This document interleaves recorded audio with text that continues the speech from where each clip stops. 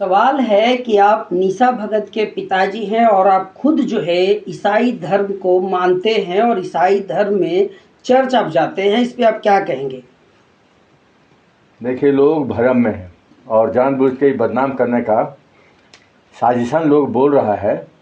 ईसाई धर्म के ही थी, लेकिन जब हम लोग अपने परंपरा में शादी जब किए उसके बाद से शायद एक दिन भी चर्च नहीं गई होगी। और जो लोग ये बोल रहे हैं कि निशा के पिताजी भी या पूरा परिवार ईसाई में है, ये सरासर गलत है। तो आप निशा के पिताजी हैं? जी, मैं निशा जी के पिताजी हूँ।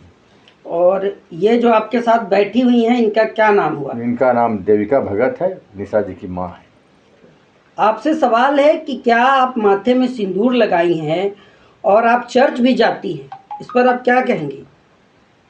नहीं, मैं जब से मेरा पति से साथ में शादी हुआ उस टाइम से मैं चर्च भी नहीं जाती हूँ। और मैं शुरू से ही सरना समाज का अस्तित्व को बचाने के लिए, अपना समाज को बचाने के लिए मैं शुरू से ही मैं सरहुल जुलूस में भी भाग लेती हूँ, कर्मा नाच में भी भाग लेती हूँ और अपना घर में भी मैं अपना रीति रिवाज के अनुसार पूजा पाठ करती हूँ और डंडा कटवाती हूँ। हम लोग का समाज में होता है वो। और हमारे समाज में जो भी पूजा पाठ होता है, कार्तिक पूजा हो, कर्मा पूजा हो, या तो सरहुल पूजा हो, या तो कोई भी पूजा हम लोग का रूढ़ी परंपरा से होते आया है, वही संस्कार में मैं जी रही हूँ। तो देखा जाए तो आप अपना घर वापसी कर लिए हैं। हाँ, मेरा माँ बाप के पिताजी भी समरा और झगड़ू नाम करके था। और मेरा बाप का दादा जब तक से कुआं से, मैं एगो चुआ था, डाड़ी है गांव में, उस डाड़ी से पानी जब तक मेरा नहाना धोवाना करेगा, पूजा पाठ करेगा, तभी गांव का लोगों को पानी लेने देता था। और मैं उरांव समाज में ही से आती हूँ।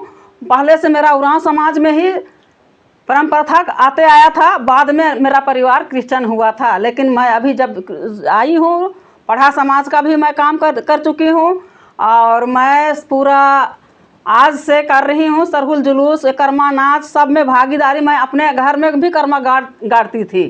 अस्थाई यहाँ गुमलाने के बाद मैं नहीं करती हूँ, लेकिन अस्थाई जगह में हम लोग अपने से कर्मा का भी उद्घाटन मैंने हमें किए हैं, हमें पूजा पाठ किए हैं। तो कहा जाए तो आप घर वापसी शादी के बाद से ही आपकी घर वापसी हो चुकी थी? हाँ, शादी के बाद में अपने पति के द्वारा जो रीति रिवाज है, आदिवासी संप्रदाय जिसको मानता है, रूढ़िवादी जो परंपरा है, उसको लेकर आप चलती हैं? हाँ, मैं उसी को लेकर चलती हूँ और मेरी बेटी समाज का ही काम करेगी। और मैं आगे भी मैं शुभकामनाएं करती हूँ कि मेरी बेटी आगे। तो लगातार फिर कैसे लोग कहते हैं कि आप जो है ईसाई धर्म को मानती हैं, जिसको लेकर आपकी बेटी को लगातार ट्रोल किया जा रहा है? वो गलत है। किसी को भ्रम के कारण बोला जाता है, गलत बोलते हैं लोग। और जो लोग बोलता है वो लोग जलन से बोलता है। देखिए, लोग तो ये भी कहेंगे कि हाँ, ईसाई धर्म में है, लेकिन पूजा पाठ या फिर करम जितिया सरहुल तो कोई भी आजकल बनाता है। लेकिन करम सरहुल वाला कोई गीत अगर आपको आता हो तो एक बार गुनगुना दीजिए, ताकि लोगों को पता चले कि हाँ, सरहुल बस मनाती नहीं है, सरहुल के गीत बोल को भी जानती हैं। अच्छा, कर्मा गीत गाएं कि सरहुल गीत गाएं? बोलिए, जो भी गाना। थोड़ा थोड़ा गा दीजिए। छोटा। मेरी मीना बिड़ा लागी, मादगी खाते राला, हागी हरो मादगी खाते रालागी, ई खातर दिन हो ले खातर मादगी, मला होले नेड़े पाका, लोन सुना मला होले नेड़े पाका, लोन कहते हैं। उसके बाद में कर्मा गीत भी बोलते हैं।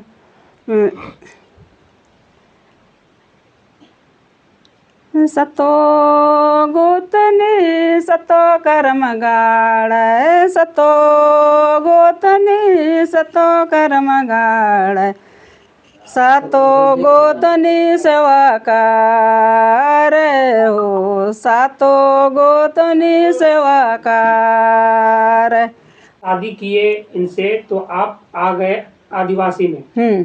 आप अपना जो धर्म था, पिताजी का धर्म था, वो छोड़ दिए। क्या आप अभी भी, आपके जो मायका है वहाँ पे क्रिश्चियनिटी को माना जाता है, या फिर वो भी अपना घर वापसी कर लिए हैं? उन लोग मानते हैं कि क्या करते हैं, हम जैबे नहीं करते हैं, नहीं यार ससुराल। कहीं नहीं जाते हैं, हमको काम से फुर्सत ही नहीं रहता है, हम जेबे नहीं करते हैं, ना उन लोग को बुलावे नहीं करते हैं। बातचीत तो होता होगा। बातचीत भी हम नहीं करते हैं। मेरा भाई एक ठो है और हम बहन में एक ठो बचे हैं हम लोग। हम जाना आना ससुराल नैहर भी नहीं जाते हैं, ससुराल भी नहीं जाते हैं। तो क्या आपके पति जो लगातार सरना ईसाई के खिलाफ थे, कई बार इन पर FIR भी हुआ है और पथराव भी इन पर किया गया था बहुत साल पहले, आपकी बेटी ने इस बात को प्रेस कॉन्फ्रेंस के दौरान बताया था, निशा भगत ने इस बात को, आप क्या कहना चाहेंगे इस पर? देखिए 5 साल पहले की बात है, जहाँ पर तीतांगर पतरा टोली एक प्लेस है जहाँ सरना का प्लेस में ईसाइयों के द्वारा ग्रोटो और चर्च का निर्माण कर दिया गया था।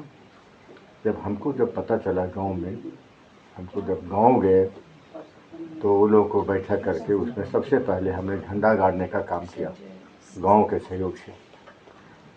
उसी में क्या हुआ कि करीब 5000 मेरे पीछे में सरना अनुयायी लोग थे और 300 करीब ईसाई लोग थे विरोध में। ढेला पत्थर चलाया था, 500 फोर्स भी था, DSP से लेकर सिपाही तक। काफ़ी मशक्क़त के बाद में भीड़ को रोक करके 5-10 आदमी जाके हम लोग वाहन के साथ में पूजा कराए थे। ढेला पत्थर वगैरह चला था। निश्चित तौर पर वह जो है तो सरना का ज़मीन है, उसका खतियान वगैरह सारा चीज़ है। लोग जो है आज हम बोले भी कि भाई ईसाई समुदाय अपने दिल से पूछे कि हम सरना वालों को डिस्टर्ब क्यों करें। लोग कहता है कि हिंदू भगत या उसका बेटी ईसाई समुदाय को गाली दे रहा है, ईसाई को क्रिटिसाइज कर रहा है। वे लोग अपने दिल से पूछें कि क्या सरना को डिस्टर्ब करना बंद कर दें, हम लोग मने गाली नहीं देंगे। लेकिन तब है कि हम लोग कार्तिक बाबू के पचिन पर चलने के लिए हम लोग तैयार हैं, चाहे निशा हो, चाहे हम हो, चाहे हमारा परिवार है। कार्तिक बाबू का जो सोच था, कार्तिक बाबू का जो भावना था, वो उनका कहना था कि डिलिस्टिंग होना चाहिए, ईसाई जो है सो माइनॉरिटी में रहे, जनजाति सूची से अपने आप को हटा लें, दोहरा लाभ इनको ना मिले। एक सवाल ये भी है कि ईसाई समुदाय के लोग ये सवाल पूछते हैं कि आप ईसाई का बस विरोध क्यों करते हैं, आप हिंदुओं का विरोध क्यों नहीं करते हैं? क्योंकि हिंदू लोग भी जब हिंदू बन जाते, जब आदिवासी हिंदू बन जाते हैं, तब वो लोग भी आपका मूर्ति का पूजा करने लगते हैं, सारा रीति रिवाज आपका पंडित से करवाने लगते हैं, तब उन लोगों के बारे में आप लोग क्यों नहीं बोलते हैं? देखिए, ज़रूरत पड़ने पर हिंदू समुदाय को भी बोलने के लिए हम लोग को मजबूर होना पड़ेगा। जैसे RSS जैसे संगठन जो है, हम आदिवासियों को वनवासी कहने का काम करते हैं। हम लोग चाहे मंच में कहना हो या सभा सुसाइडे में कहना हो, ज़रूरत पड़ने पर हम लोग उनको भी जो है हम लोग गाली देने में बाज नहीं आते हैं। चूँकि सरना समुदाय अभी कई तरफा से जूझ रहा है। हिंदू समुदाय भी एक और कहा जाता है कि लोग माने जो है तो बैकवर्ड हैं या वनवासी हैं, और ईसाई समुदाय तो हमारा संस्कृति को धूमिल करने में रात दिन लगा हुआ है। तो वैसे में हम लोग को मजबूरन जो है, चाहे हिंदू हो, चाहे ईसाई हो, चाहे इवन मुस्लिम भी अगर होगा, तो हम लोग उनको कुछ कहने में बात नहीं आएंगे। मतलब जहाँ आपके समाज जहाँ जरूरत पड़ेगा, समाज को जब कुठाराघात होगा, हम लोग बोलने में पीछे नहीं रहेंगे। ठीक, अपना परिचय दे दीजिए।